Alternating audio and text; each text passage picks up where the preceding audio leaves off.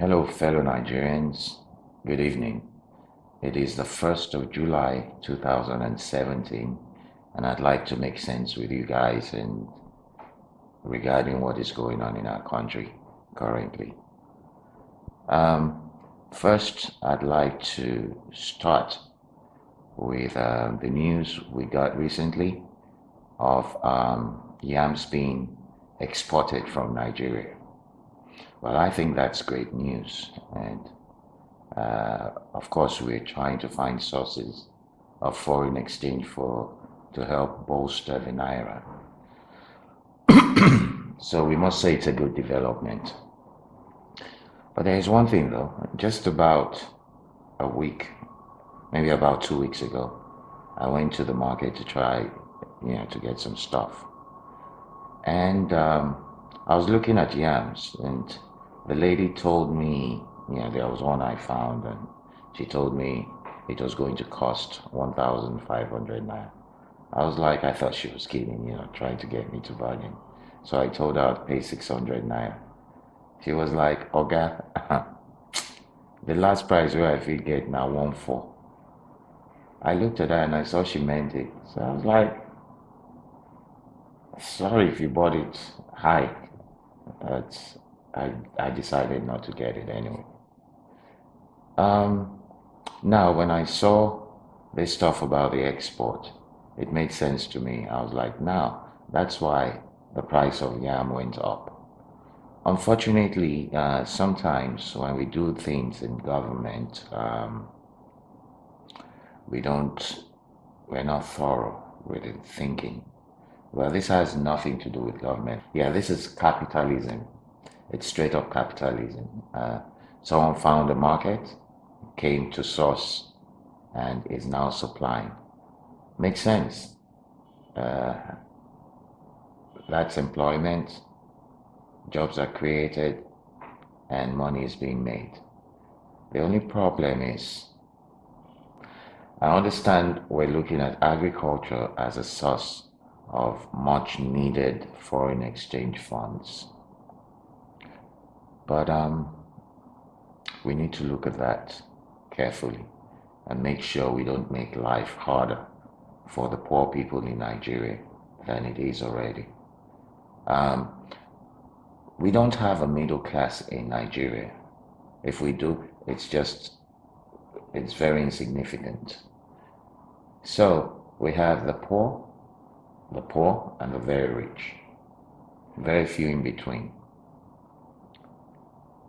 When our minimum wage is 25,000 naira and one yam is 1,500 naira, some people could get like at 1,000 naira.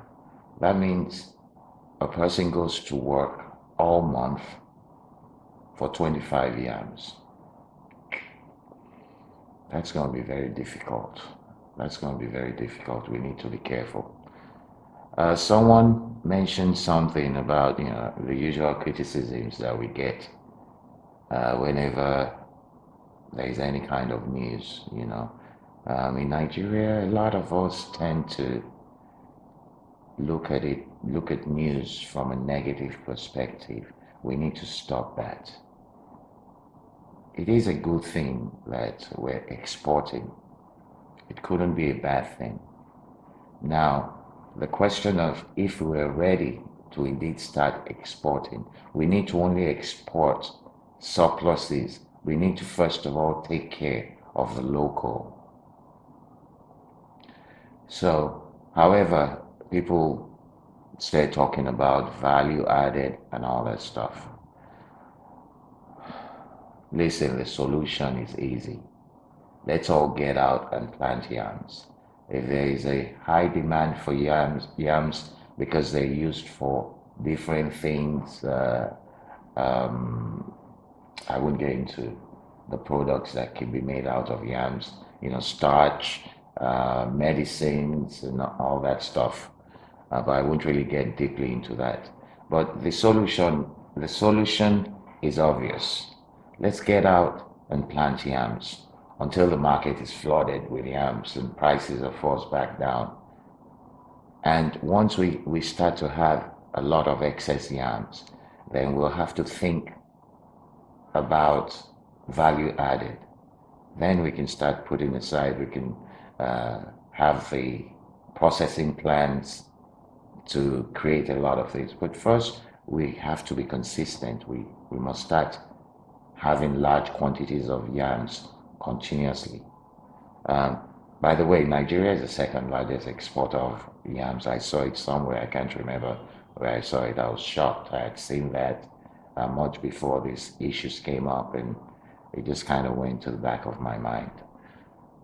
So that's about the yams. Now, my second issue that I'd like to discuss is breaking news that I just saw about an hour ago and posted on my Facebook page. I'm trying to find the news so I could read it directly. Breaking. Anambra State gives Nnamdi Kanu Biafrans quit notice, orders them to leave the state. And maybe I should just read it to you. Indigents of Anambra State, under the auspices of Anambra People's Assembly, APA, yesterday denounced the leader of indigenous people of Biafra, IPOB, Nnamdi Kanu, and his struggles for secession, insisting that all Biafra agitators should leave their state. The Assembly will declare that Anambra people will participate in the forthcoming gubernatorial election in the state, warned Biafra agitators to maintain a distance from the state. According to a statement signed by its coordinator, Mazi Nnamdi Okorafor, the group noted that the people of Anambra State are law-abiding and will not be dragged along by any individual or group of persons. I will assume that there are no men in Igbo land. If we allow a small boy to drag all of us into war against Nigeria through hate speech, he said. Okorafor, who noted that being Igbo does not automatically translate to membership of IPOB, said Kanu is not a leader to the Igbos. Nnamdi Kanu is making a fool of himself. Very soon his paymasters will distance themselves from him. He and his illiterate minions will be dancing alone in the market square, unclad. Being Igbo does not mean you're an IPOB member. Neither does being an IPOB leader makes you the leader of the Igbos, he stated. He also described Kanu as a Confucianist who suggests ideas capable of destroying lives, while he left his family in the United Kingdom. Let truth be told, but with due respect to the right-thinking and illustrious sons and daughters of Abia State, let me ask these questions. When did an Abia man become wiser than the Anambra man to warrant a Confucianist like Nnamdi Kanu to order Anambra people not to vote while his Abia governor is still on seat?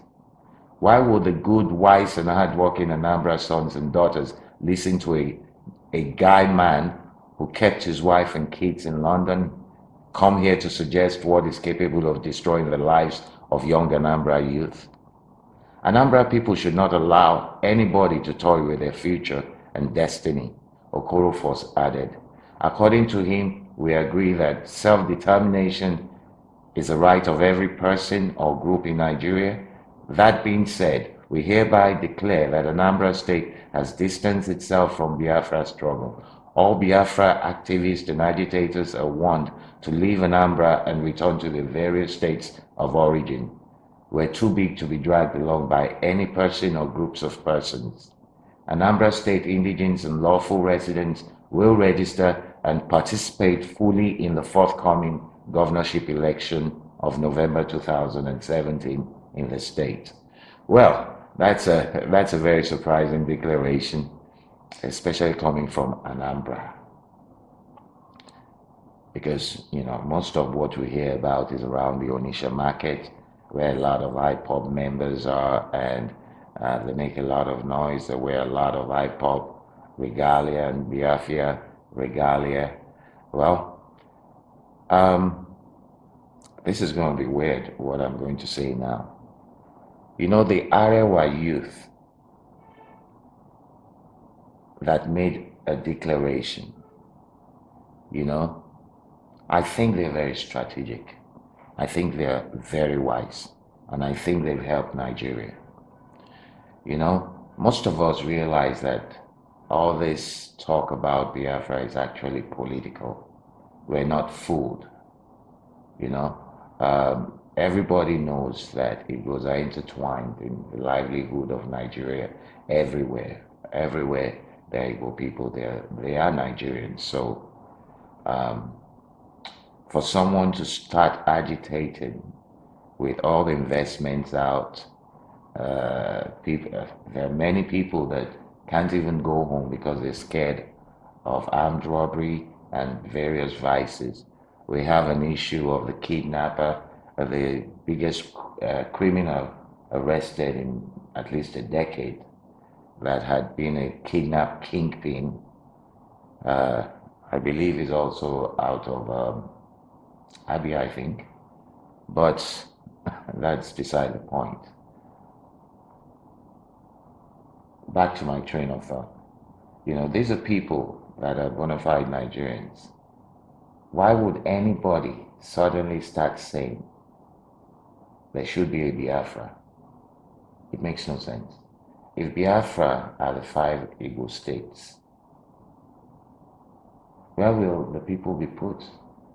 You know, I asked the question, as Nnamdi Kanu started building skyscraper apartments to house all the people he's asking to come back, that guy's an idiot. Let's not even talk about him. He doesn't make any sense.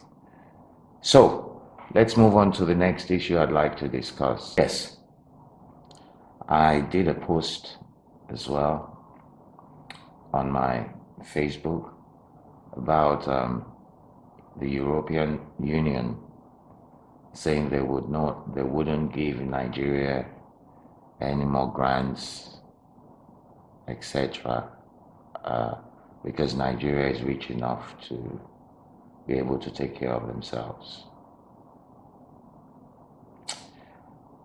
Let's talk about that. Nigeria should be rich enough to take care of every Nigerian in Nigeria. That is true. We have 190 million people. That's a valuable resource. We have all kinds of unmined minerals still laying under the ground. Valuable resources that have been identified but not being tapped. We have oil. The whole economy over the past 20 years, 30 years, even 40 years, has focused on oil. Oil was the problem, was where the problem started with Nigeria, because Singapore doesn't have oil, and Singapore became independent about the same time as Nigeria. But they're doing very well. They're great shipbuilders. Singapore is a very small country, but they're a first world country today because they're smart. What is this thing about Africans, about and not thinking things through? What is it what blocks us from doing the proper things? Right now, the new generation of Nigerian adults spent all their lives in corruption.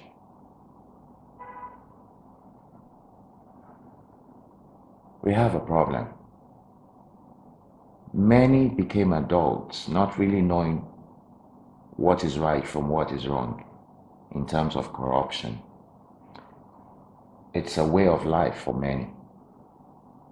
They don't see it as being wrong. When was the last time we heard of a civil servant being arrested and prosecuted for aiding and abetting unfair practices?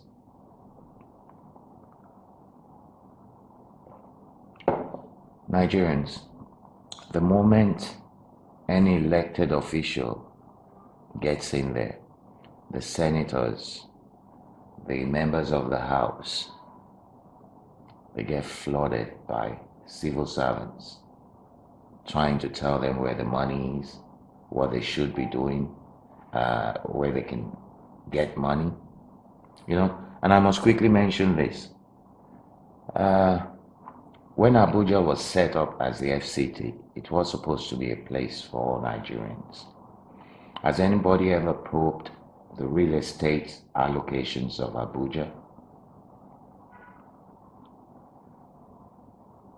Have we looked at the unfair practices? Have we looked at how people are getting more than their share just because they're politicians in Abuja? How is the allocation made? Based on what? There was a time when they formed a group in diaspora and came, applied, they were given land for free, from what I understand, to develop and build for themselves. If there's some kind of sharing, shouldn't it have a formula that makes sense, that allows everything to be balanced? We have a lot of problems in our hands, Nigeria. Let's go back. Why will the EU give us a dime when we have all these assets laying around, wasting? We have a lot of federal government buildings here in Lagos that are abandoned and empty. Hey, I would like to have those buildings. I'd like to just manage them and make some money managing them, put a little bit of money fixing them and leasing them out. Why aren't we doing this? Why are we so wasteful with our resources? We have no moral right to ask any country to give us anything until we start doing the proper things with our resources. First, we have to recognize them, and we have to end this endemic corruption. It's killing us. How can the country survive? How have we made it this long? Go to any civil service office, go to any government parastatal, and just look at the attitude of the people there. You see them discussing with each other. You go in there for something, and you'd hear all kinds of conversations, and they'll be doing all this talking while ignoring you, knowing fully well you came there to be served. We need to start doing something. There are a lot of things wrong with us that we need to fix. However, we will fix them. I believe in Nigeria very strongly. I believe, yes, we have the problems, but one by one, I plan on hitting the issues and looking for solutions. I'm going to tell you, we've been hearing all this stuff about restructuring. I'm going to do one episode just about restructuring and what I think, the way I think Nigeria should work, and it will work flawlessly. The issues that I think we should recognize and stop burying under the sand. We really need Nigeria to work, and I'm going to throw out all the ideas that I've thought of. Listen, I go to bed every night and I wake up every morning thinking about Nigeria. I'll see you later. Thank you. Bye. Oh yes, before I go, please don't forget to like and also subscribe to my channel. I have much to talk about, and I plan on putting it out there. Hopefully it could influence some people, or hopefully it could also influence government, because we need to be talking to government. We need to get them on the same page with the people. Government is there, the people are there. There's no merge. The government was made for the people, for the advantage of the people, and not just a select few. I'm going to talk about their salaries as well. So let me end this, not make it too long, and we get on the salary right after this of our public officials, yes. So don't forget to subscribe and like. See you soon. Thank you.